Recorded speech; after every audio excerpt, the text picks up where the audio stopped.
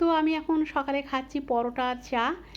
সকালে আলুর তরকারি করেছিলাম, আলুর তরকারি পরোটা হাজব্যান্ডকে করে দিয়েছি। আলুর তরকারিটা একটু পরিমাণে কম করেছিলাম, তো সেই কারণে আর নেই, আমি পরোটা আর চা খেয়ে নিচ্ছি। আর তারপর রান্না শুরু করে দিয়েছি। এখন আমি বাঁধাকপির তরকারি করছি। জানি না বাঁধাকপিটা কেমন খেতে হবে, কারণ এখন তো বাঁধাকপির সিজন নয়। তো বাজারে গেছিলাম, আর বাঁধাকপিটা দেখে কিনতে ইচ্ছে করলো, হাজব্যান্ডকে বললাম কিনে দিতে। তো সেই যে কারণে ও কিনে দিল। আমি আজকে রান্না করছি, মনে হচ্ছে না খুব একটা ভালো খেতে হবে। আর দুপুরে রান্না করেছিলাম পটল ভাজা, আলু ভাজা, আর এই যে বাঁধাকপির তরকারি, আর ভাত আর মুগ ডাল। ঠিক আছে, এই রান্নাই করেছিলাম আজকে। আজ তো নিরামিষ।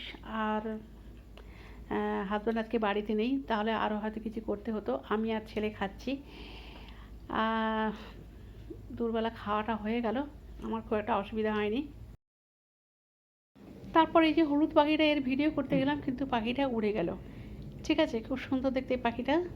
আর আমার ছেলে এখানে কুকুরটাকে একটু আদর করছে, বলছে ও সারাদিন অনেক হাঁটাচলা করেছে, ওর পাটা একটু ম্যাসাজ করে দিই। আর এরা তো তিনটে মেয়ে কুকুর পাশের বাড়ি হয়েছে, কিন্তু এরা বেশিক্ষণ আমাদের বাড়িতেই থাকে। আর তারপর সন্ধ্যায় বানাচ্ছি একটু ধোকলা।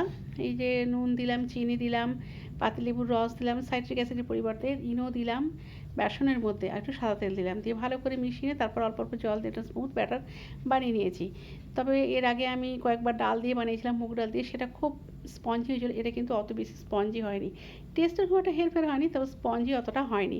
তো একটা বাটিতে তেল ব্রাশ করে ঢেলে দিয়ে কুকারের মধ্যে ঢাকনা বন্ধ করে দিয়েছি, জলের উপর বসিয়ে।